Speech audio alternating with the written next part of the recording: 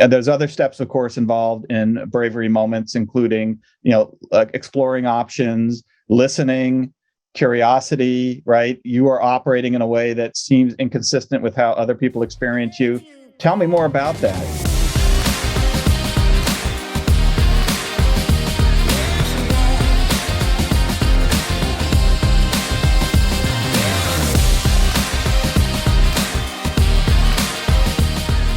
Welcome, everyone. Welcome to the Campfire. I'm your host, Desmond Dixon, and today I'm joined with my wonderful co-hosts, Heather Stafford and Josh Jacko. And today we have an amazing guest today. I'm super excited to chat with him today with everyone. And his name is Ed Evarts, and he is the founder and CEO of the Be Brave podcast, and also the founder and president of Exilius. I'm sure I butchered that, but I'm sure that he'll come on and give us some game on what that is and what he does. But today's topic that we're going to cover today is how leadership provides opportunities to be brave. And Ed, I'm really glad you're on the show, and I'm super excited to jump in with you, man. Thanks for being on. Thank you, Desmond. Look forward to chatting with you all.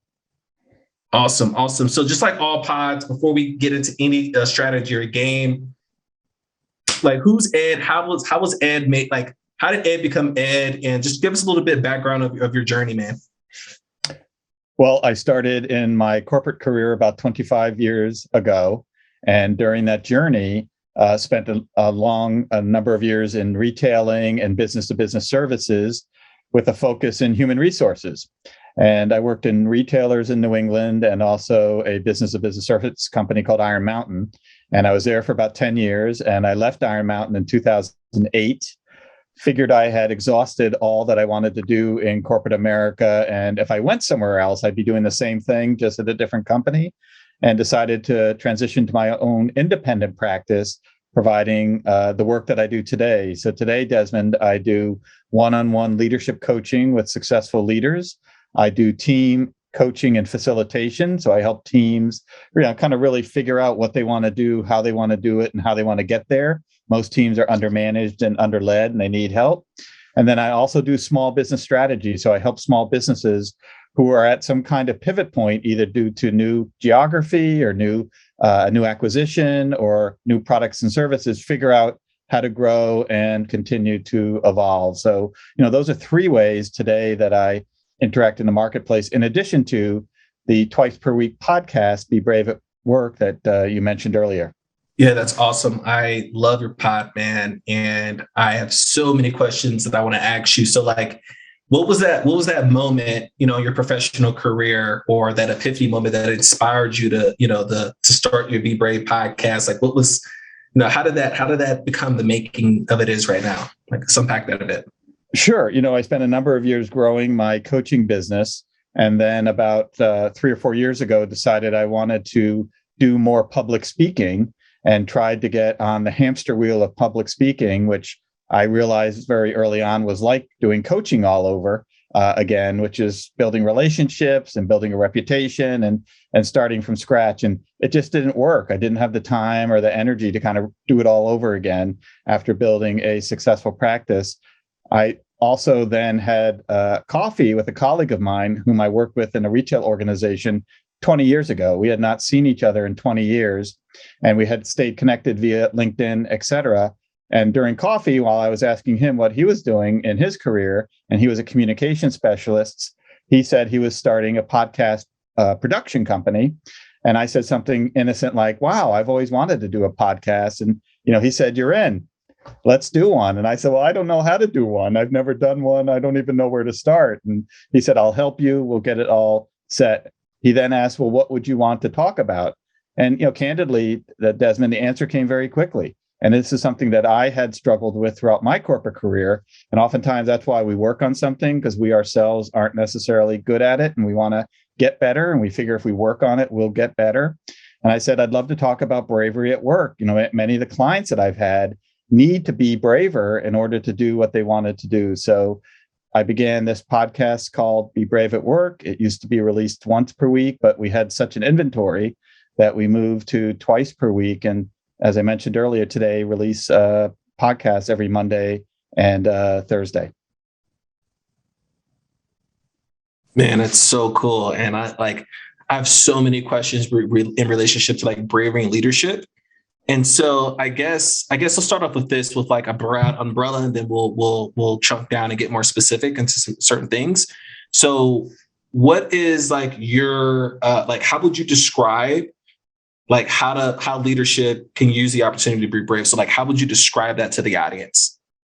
Well, I think bravery is a core component of leadership, and there are a million books out there and a million YouTube videos talking about leadership and the 9 things to do to be a great leader, the 7 things to do to be a great leader, et cetera. And, I think one of the core aspects that we read about or learn about is the importance of bravery. And from my perspective, after talking now to almost 200 people of just all walks of life and different roles and responsibilities, bravery really comes down to saying what needs to be said or doing what needs to be done, regardless of the outcome. So it's really doing something that's important, facing forward and moving forward in order to achieve a particular outcome. And that's an important component of leadership. There are different aspects of leadership that leaders require in order to be successful. Some are very generic. In other words, everyone needs to do them. And some may be a little bit more industry specific. Not everyone needs to do them, but I need to because this is an important part of our industry. But, bravery and the need to do something in order to make progress, I believe, is a core component of leadership. Yeah, this is good. And Heather and Josh, feel free to chime in. So something that I personally would love to ask you about in terms of for my business is how do you like, I know you can't make anyone do anything, but how can you create like a culture in your leadership like style that also like helps your employees or the contractors that you work or your partners also embrace bravery, right? Like what are some things you could share about like influencing or creating a space of, people who work for you or work with you to also be brave as well? Well, you mentioned a couple of things, Desmond, that I want to go back to. One is, the outcome of being brave at work is not to dictate what somebody else should do. To your point, you can't force anybody to do anything. And oftentimes we rationalize not being brave because we say to ourselves, well, Desmond's not going to do it anyway, so I'm not going to say anything to him. But bravery is more unique to you and not to the other person. And this is, hey, if I think there's something Desmond could be doing that will allow him to be more effective or be more impactful or have greater influence in the organization, I should tell him. I want to help him be more effective. And who wouldn't want help, right? But unfortunately, we create all these roadblocks and obstacles as to why not to say something. And we spend more time on why I shouldn't say something than why I should, right? We don't sit back and say, hey, here are the 15 reasons why I should say something to you. We sit back and say, well, I'm not going to say it because of this reason and that reason. He's going to get mad and we're not going to have a good relationship. And never mind, I'm not going to do it. So, to your observation earlier, this isn't about the other person and getting them to do what you think they should do. It's about you saying what needs to be said or doing what needs to be done in order to help them consider or reflect on that in order to make great progress. And there's a number of things that we don't do today that could help us have a more brave workplace, have a more brave life, have a more brave culture. And I'll pick on a couple that are probably obvious for all of us. One is, we don't teach people how to be brave. So, I'd love to see a show of hands of the 3 of you. How many of you took a junior high or high school or college class in how to be brave, right? It just doesn't exist in our culture. And because it doesn't exist, we don't learn how to do it. We don't learn how to do it respectfully and professionally. So it's not hitting somebody across the head with a 2x4, but it's saying something to somebody that you believe would be helpful with respect and professionalism. We don't teach people how to do that. And then, of course, you get promoted someday and you're made a manager in a company. And what's the first thing they want you to do? Something that requires bravery. And you're like, I don't know how to do this. Nobody showed me how to be brave or, how to navigate through this type of thing. And I panic and I freak out. And of course, I don't handle it well. So one aspect, and there are several, but one aspect is just culturally, we do not teach each other how to be brave, how to navigate conflict. We avoid these things, but then when you're employed, they're super important in order to be successful. The second thing I'll tell you is that organizationally, we don't inspire bravery. There are very few organizations that have as a core value being brave with each other, telling each other things that we need to hear in order to be more effective. Who wouldn't want to hear from somebody else that they respect, an observation or some insight that would help them be a better leader? Few people are perfect leaders, and there are all things we can all do a little bit differently in order to be successful. So organizations and companies don't create an environment of culture, of bravery, recognize it, they don't role model it, they don't reward it, it just doesn't exist. And yet again, it's one of the key aspects of my experience that I have to be brave at work from time to time in order to get things done. Okay, that's how do I want to say this? That's the perfect mouthful. It's not impressive. It's not exceptional. It's the perfect mouthful. The truth is that, I mean, until Brené Brown published for the first time, bravery wasn't talked about. Like, she definitely started the conversation out loud in public. And while people were concerned about it and trying to figure it out and trying to learn their way through it, it isn't something that's taught. It's one of those core things. Like, do we teach our teenagers how to balance a checkbook? No. Why? It's shocking for being, a first world country, for being, the most spoiled country in the world. We're not teaching our youth and the generations of tomorrow the basic skill sets to operate effectively. And yet we need to, right? Oh my God, we need to so bad. It's super funny. Ed, I love your story. I was raised in a very unique situation. I have what they call the white picket fence childhood. I don't have a rags to riches story. I don't have a broken kid story. I have an excellent superhuman, superwoman for a mother, and a dad that loved me more than life itself. And my parents, because we were still middle class blue collar, taught me things like how to save money, how to buy a car, how to change my own tire, how to change my own oil. Basics, the basics. And I watched some of the younger generations. They're like, my last call, as a matter of fact, we're talking about entitlement. The world should give me. I'm like, the world should give you shit. You either earn it or it's not yours.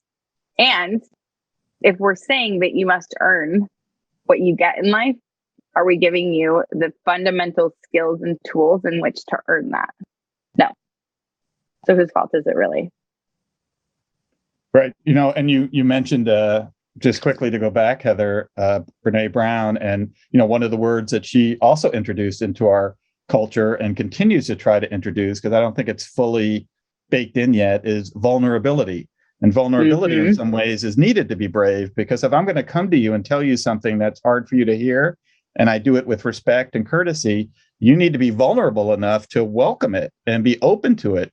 The likelihood of me telling you something that you don't want to hear, that I don't think you're going to react well to based on past experience, I'm not going to come see you.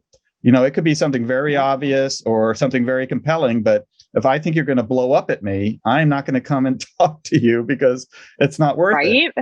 If I know you're going to say, Ed, thank you so much for, sharing an observation with me, I'd love to hear it. And I'll have some questions about it. And then I'd like to reflect on it a little bit. The likelihood of me coming to you is greater. So, going back to Desmond's question earlier, culturally, we need to have an environment where I know how to say something and I know the person receiving it's going to receive it well. So here's the, $1 million question. How do we get there? Well, if one of us has the answer, we should, create a legal document that registers that it, shit right? Yesterday. Yeah, well, we would be billionaires. It's like Brené Brown and a few other people. I mean, Brené Brown has kind of the market around vulnerability and courage. It's creating a market around, how to be braver at work. And the solution oftentimes feels too big, which is starting at the junior high or high school or college level. And this isn't about, what I would call policemen or firemen bravery. I mean, they do things every day that are brave. This isn't wartime hero bravery. These are conversations where if your boss constantly interrupts people at a meeting, to the point where people don't talk, how do you share that with your boss in order to help them be more effective? This is more real world and something that people deal with all the time. Spouses come home constantly saying, oh, I had to deal with Ed today. He drives me crazy. And if somebody says, well, what have you done about it? The answer is probably nothing. So, we have to figure out how to make it part of our cultural expectations and existence in order to make progress. But I don't know that we're going to see that in our lifetime. I think we're seeing the beginning of the revelation of it. This is a thing. Like the execution, I don't think my generation's kids will see it in their lifetime. But I do think that it actually has forward moving trajectory at this point. Because with everything, COVID is a two-sided coin. It sucks, sure. And with everything that it brought to light, stress management at work is a topic that is much higher on the priority list to talk about, to deal with, to be managed. Like tools are being put in place in big corporate companies that never would have touched that before. It used to be a suck it up buttercup moment. And now meditation and yoga and mental health are being addressed in the workplace, in the corporate environment. That's huge. The remote working and remote learning and remote management space has grown exponentially. It's giving companies, some of them, that edge that they need. If we let go of our offices, we might not go under. If everybody works from home and we work as a team, we might not lose our ass. That's amazing. I've been screaming it from the rooftops for 20 years. I have worked from home for 20 years and I would not have it any other way. And yet some people my mom, I asked my mom to retire. After my second company hit the $1 million mark, I was like, you're done working, lady. You are just done working. Here's a birthday present. You own 40% of a company. And she was like, what? I was like, yep, no more working for somebody else, because that's what I thought she wanted. And truthfully, she hated her job. It just is what it is. My mom spent her entire life being a mom. That was her purpose. So when it came to what you did to make money, it was I'm just going to do what I need to survive. And I was like, that is not how the world works. You get to thrive in this. And inevitably she looked at me and said, I love owning a part of this. I don't want to work in it anymore. And I was like, why? She's like, I need humans to touch and interact with, or I'm going to die. And I was like, whoa. She's like, I'm going to go work at the nursery and play with the plants and the people. And I was like, what? And it dawned on me that there's a huge chasm in the world where both things have to be true and both things have to be fostered in an environment where we have enough continuity to teach and enough flexibility to be creative. Well, look in your story, though, there are great examples of smaller, even though they probably felt big, moments of bravery, right? Where she shared with you something that she was feeling or experiencing that might have been hurtful to you, but I'm sure she did it respectfully. Some people don't do that and they keep it bottled in and they end up quitting or moving or having a nervous breakdown, whatever it might be. She did bottle it up for a while. All right. Well, she finally let it out. She was so worried about letting me down that when she brought it to me, she looked like a teapot that was getting ready to pop. And I was like, are you sick? Is something wrong with you? She was like, I have something to tell you. And I was like, oh, okay, is somebody dying? Are you sick? Is something wrong with you? She's like, I have something important to tell you and nothing's wrong with anybody else. And I was like, go. And she spit it out and then did this. Yeah. And covered her face. And I was like, okay, Mom. And she was like, are you upset with me? I was like, no, I'm wondering if you're is there anything else going on? Do you have stomach problems? What's the jam? Because you look really physically uncomfortable. She's like, I was worried about letting you down. And in that same moment, we put her on a leave of absence because she ran the teams department, keeping people happy. She talked to everybody. Yeah. It wasn't something that was going to cripple anybody. I actually pulled every single one of my team members, all 63 of them, into meetings one by one and asked them what they loved about their job, what they hated about their job, what they would change if they could change anything, and what they needed more of. And the results were jaw-dropping. I was like, well, let me ask you, Heather, how is your relationship with your mother today? Good, right? Oh, yeah. My mom's like left to right. Right. So that's one of the outcomes we look for in moments of bravery, right? That this isn't something that affects us negatively, but I need to share something with you that might be hard to hear. I'm going to share it, of course, respectfully and professionally, but if we can get through it, everything will be great, right? So many people create obstacles of why they don't want to say something because they're afraid of negatively impacting the relationship, or in a job, altering their career path. The boss no longer gives them project work or no longer talks to them because they're mad at them. These are all the things that we create. Of course, you ask somebody at work.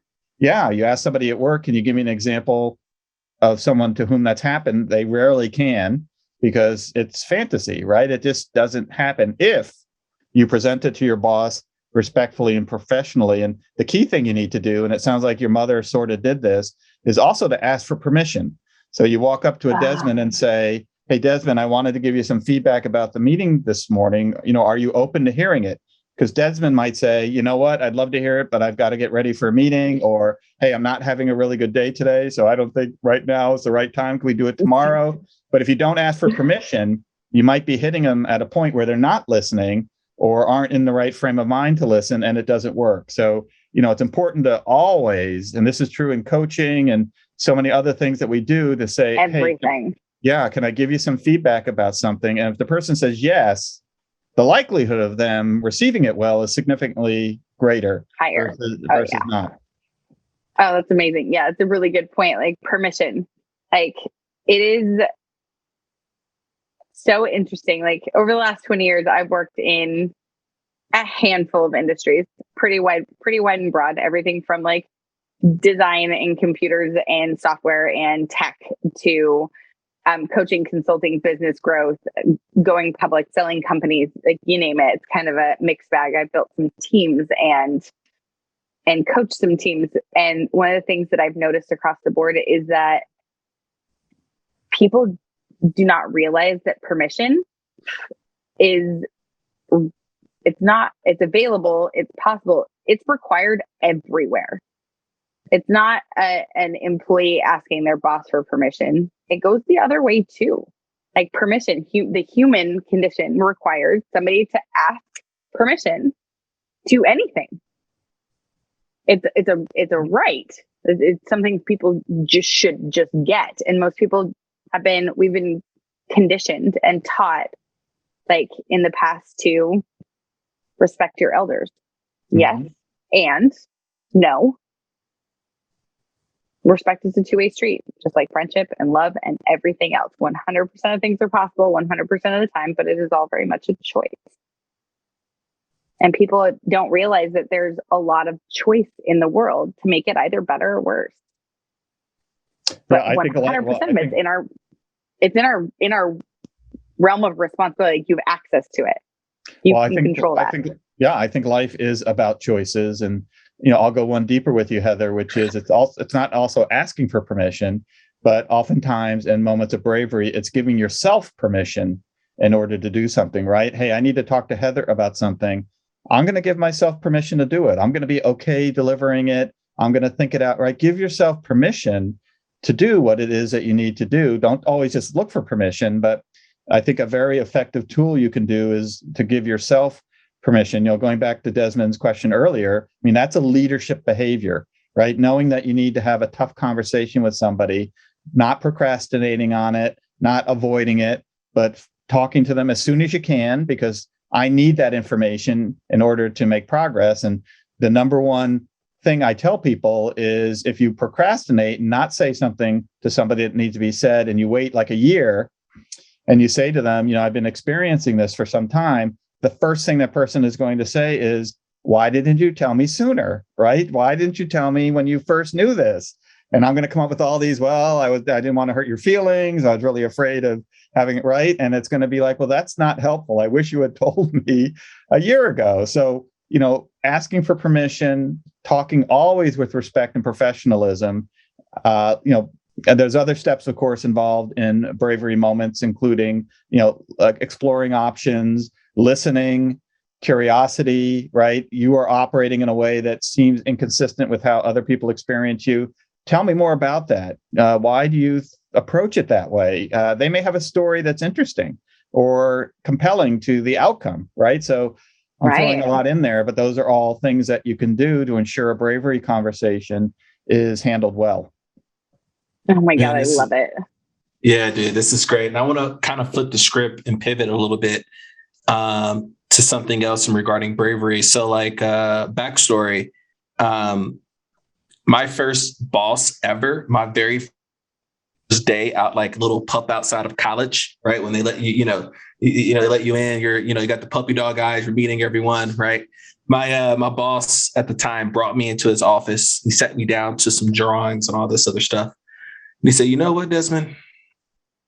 Here's the best piece of career advice I can give you, man." Because I was like, teach me something. Like, how can I progress? It's like, look, if you're not making any mistakes, you're not trying. I know you're not trying. And those magic words, and when I said weight of pressure fell off my shoulders because I was really hungry. But as you're like the new guy on the block, it's like, well, I don't want to step on any toes. What if I mess up? Am I going to get fired? And, when I share that story on your pod, which you guys should listen to, Be Brave at Work, guys, go listen in. We were talking about like that moment set me up today to be fearless, of like not afraid to make mistakes. Because when I did make a mistake, which I shared on this pod, I thought I was like, man, I just like cost the company money. They're going to fire me. I'm going to get let go. But they had my back because I was so willing to make mistakes and like progress and things in that degree. So what's your thoughts on that story? Like, are those any like principles in terms of leadership that you can embody or share with your employees that can also foster that like balance between like drive and not afraid to make mistakes? Well, perfection is a behavior that leaders attempt to do that takes too much time and too much energy. When I worked at my prior company, Iron Mountain, I got a new boss about halfway in. And, I always had a slant toward perfection. I wanted everything that I did to be perfect. And not unlike yourself, Desmond, it took longer and, I avoided mistakes at all costs, et cetera. And, she said to me one day, Ed, the enemy of progress is perfection. I would rather make progress and come back and clean some stuff up than try to make it perfect every time we attempted to do it. So that has stayed with me forever. And anytime I work with a group, I'm always future focused and I'm always about the next step. What can we do? How do we keep moving forward? And, anytime a perfection person kicks in, I use that story, but I also honor what they want to work, but I don't let it stall progress. We do need to keep moving forward. The competitive environment is moving forward and faster than it ever has before. So it's important that we keep moving forward. It just may not be perfect. Josh, gotta definitely hop in action. On that. Messy action.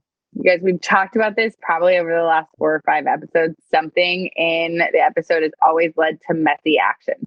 Like, what is it that we can do to move the needle and get it done, even if we don't have all of the information we maybe need? Yeah, and this is where bravery plays a role, Heather, which is oftentimes we are not brave. And, Desmond, to your question at the opening of the conversation today about, where does bravery play a role in leadership? Oftentimes it's the absence of bravery that's more prevalent than the existence of it. And because we don't want to say what we're thinking, because we don't know how to say what it is we're thinking, because we haven't been trained on how to be an effective bravery conversationalist, we avoid it, right? And so things take too long. Underperformers are allowed to underperform without any action being taken. These side stories start getting created. There's a ton of drama and agendas and politics that get pulled into play, all because I couldn't sit with you and say, hey, Heather, I wanted to talk with you a little bit about your performance. here are some things that I think you're doing really well. And here are some things that I think you need to figure out how to do differently if you want to continue to be effective here. I mean, if that were me, if I were Heather, I'd want to know that, right? I'd want someone to tell me, even if I didn't want to hear it or liked hearing it, as long as it was provided professionally, and I know you were trying to help me and not just be critical or belittling, I'd be okay with it in the long term, because I'm now learning some things that I need to do a little bit differently to be more effective. And unfortunately, for whatever reason, I'm not a sociologist, so I haven't studied this. We don't do this. We put up with substandard performance. We turn a blind eye to people who are underperforming, creating all sorts of drama with everyone else, rather than saying something to the cause of it and having a positive impact on them. Okay, Ed, I gotta ask the question, man. So, and then Josh, you can tap in on here, man. So can you share with us like a story? You don't have to give the name of the client or the company, but can you share like a scenario or like one of your like most proud moments of like someone, using some of your philosophy and something that you're super passionate about and actually using it in the corporate environment or leadership environment? Like, just give us a quick story of someone who give us a win. Give us a win. I've got a number I can share with you, but one that's popping into mind is in my small business strategy piece of my work. I work with a financial services company, and the organization is owned by one person. There used to be three, and that's when I was pulled in when they were going from 3 to 1. A significant leadership transition, right? 3 equal owners, 2 are leaving, so now there's one person left. And as much as he is a fantastic business owner, he also turned a blind eye to substandard performance. So, he wanted to be loved. He wanted to be well thought of. He figured out all these solutions, and if somebody was underperforming, he changed their role or took stuff away, right? He's always playing these games like a marionette. And I said to him one day, why do you invest so much time trying to make everyone fit? Do you believe it's possible that from time to time there's going to be somebody who doesn't fit? Are you like the magician of hiring, that everyone you've ever hired is a perfect fit for whatever they have to do? And of course, I'm truncating the story, but he came to the realization, of course not, right? I'm not the prince of hiring, and sometimes people don't work. So we transitioned from this person who I would call the marionette of making people greater performers to somebody who is more likely, not perfect, and we're working on it. I'm still working with this organization, working on it for him to have more candid conversations with people when they did not do what was expected of them. And when we first started working on it, there was a small handful of people, probably 3 or 4, who were not doing what was expected of them in the organization. They were not hitting their number, hadn't hit their number for a number of years. There was a person who he had asked to provide him a strategic strategy for their business unit, hadn't provided one for at least 2 to 3 years, and he never did anything about it. I'm like, how do you ask somebody for work to get done and then not do it, and you not do anything about it, right? This is a little bit of a backwards land type perspective. So, he's doing much better, holding people accountable, having very professional and respectful, because he is well-liked, conversations about what is expected of them to be more successful, and making, I hope, good progress in the relationships that he has with folks. Oh man, you just hit. Okay, this is so sick because now you're like getting into standards, right? And like having the bravery to hold standards high, right? And hold each other high, because an organization can only progress as far as the people who are pushing it, like how high their standards are. And a great example of this is so cool, because we had a podcast episode about like viral loops and how the importance of fulfillment and customer experience and customer success is important. And if you as a company have a culture of like high standards of like being like, like taking care of the client, like the only way that you can have an amazing customer fulfillment, amazing customer experience after post-sale is if everyone has, the bravery to call each other out if they're lacking the standards of the company, right? Like, oh man, this gets so good. Man, this is good stuff. So well, I would tell you also, Desmond, just quickly that it's not important to me where your standards are. What's important to me is, how do you know if people are doing them or not? And if they are, how are you rewarding them and recognizing them? And if they're not, how are you realigning them? Not everybody is meant to be at your company for life. So there may be people who are in the wrong role or don't have the energy or motivation or intellect to do what it is you're asking them to do. And your job is not to be a social services organization and employ them for life, no matter who they are, but ensure that you are constantly polishing and making sure that the business is working the way that you need to with holding people to levels of accountability. So most leaders, they have standards, they just do not hold people consistently to those standards. Man, that's all right. I'm gonna throw a kick in this. Like, one of the things that I have noticed, and I'm gonna take a wild guess, Ed, that one of the things that you consult people on has to do with how you hire and what you look for in hiring and what how to put skill sets together and how to build like the right job structure and performance and all that stuff. I mean, a lot of that's based on like some of the assessments and stuff that you have listed on the website. And like, I've seen it, seen it a million times.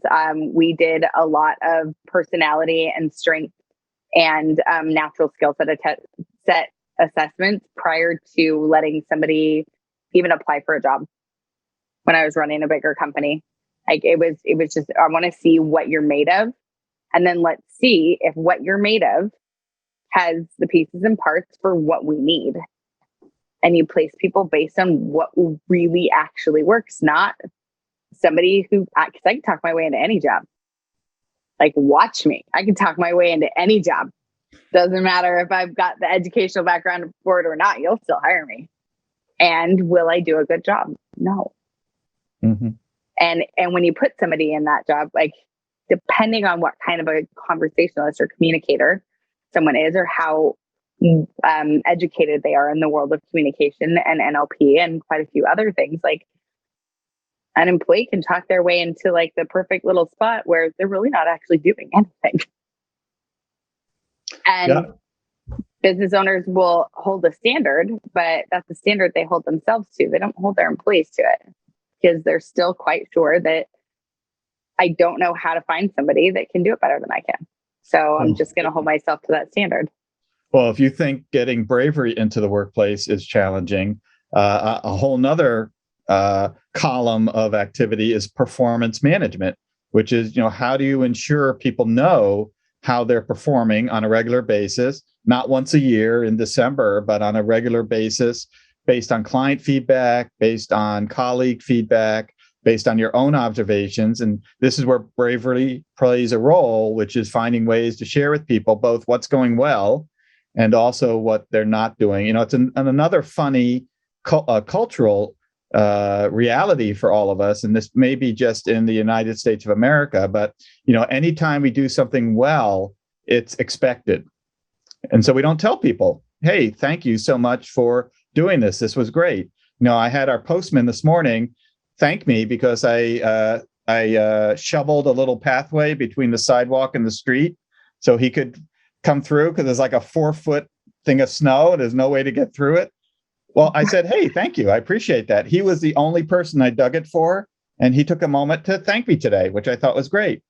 But anytime you deviate from the standard, that's an issue, right? So that becomes a problem. So, we spend more time on people who deviate, if we do spend time on it. Oftentimes we don't, but we notice it, we feel it, than people who are hitting and achieving standards. So again, a whole nother area of topic, a whole nother podcast, but that's okay. But I gotta ask, I totally gotta ask, like, what is your take or what's your opinion on, like, so a standard is set, and I personally, I mean, I think people should be praised. I think they should be recognized. I think they should be noticed for doing a good job, but meeting a standard and beating a standard are two different things. Mm-hmm. I think that people should be rewarded for going above and beyond, for being, like, trying to do more, do better, be more. I think that people get paid to do their jobs. Mm-hmm. Like, you want me to pat you on the butt? What, because you came to work today? Yeah. No. I'm going to pat you on the butt because you came to work today and you said, hey, by the way, I noticed A and B and C, and how can I help like create a solution for this? Yes, I'm going to be like, you're a lifesaver and a rock star and amazing. But if you meet the bare minimum requirements, what would you like me to do for you? Congratulations, you did your job. Yeah. Well, look, I think different companies are in different places in their market, and you may have different ways of measuring success where you are. And early on, if you're an entrepreneurial environment, you might create rewards that are significant because you're trying to build your footprint and be more noticed and be talked about in the marketplace. 5 years later, the way that you reward and recognize may shift and probably should shift significantly. One thing I would encourage people to do is ensure that if you're a leader, that you are setting an expectation with your folks that you're going to talk about performance all the time. You're not just going to wait once a year to the performance review process, but once a week, twice a month, whatever it might be. Hey, I just wanted to talk with you. I heard from client X today. They love the work you're doing with them. I asked them what it was specifically. Here's what they had to say. Keep doing that. Keep doing with other clients. Thank you so much. Fantastic job. I'm going to mention you at the town hall meeting this Friday. Next week, it's, hey, I was speaking with client X. I was surprised. They were a little disappointed on a couple of these options. Can you tell me more about it, right?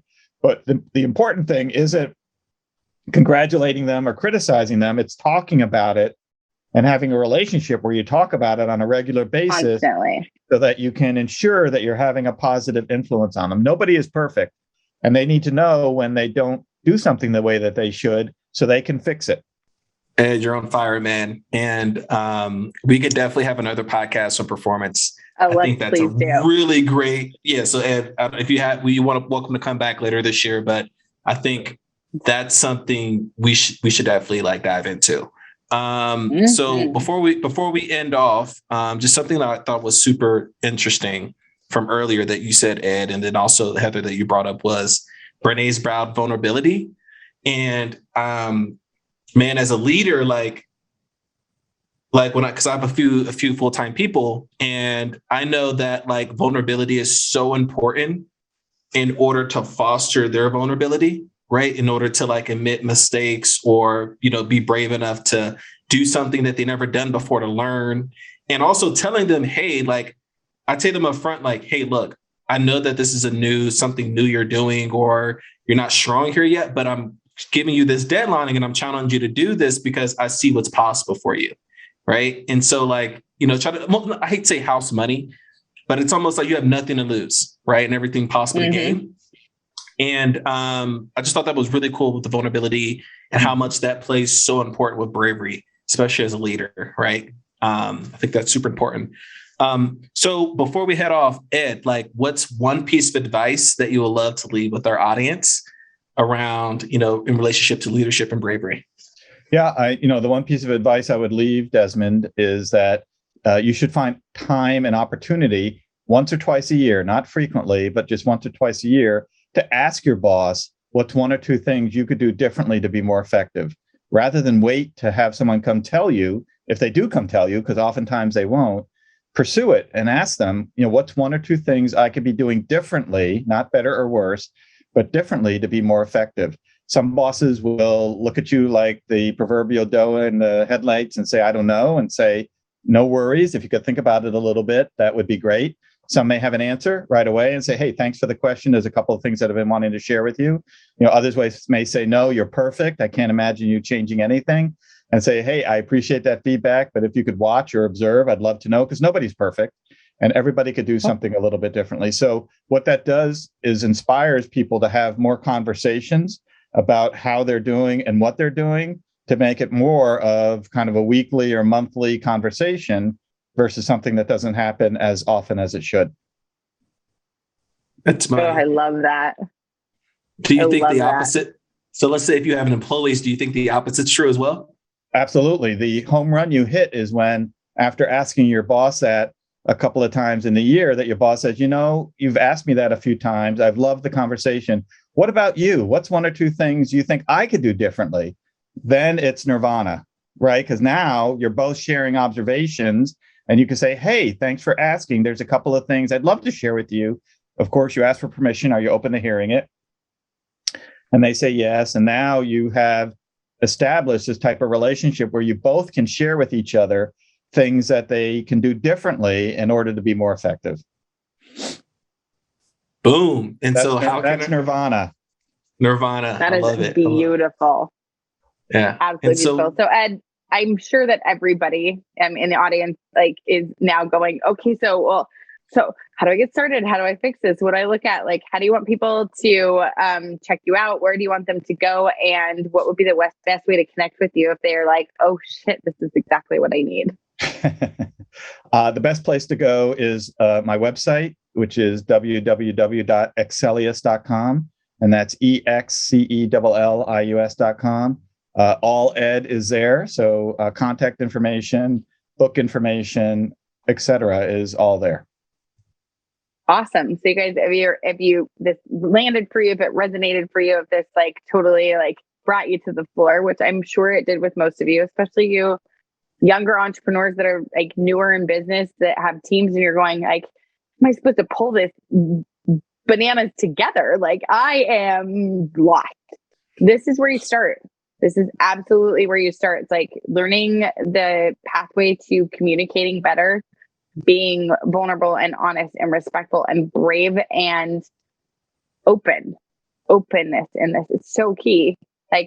Start by go chase Ed down, subscribe to his podcast.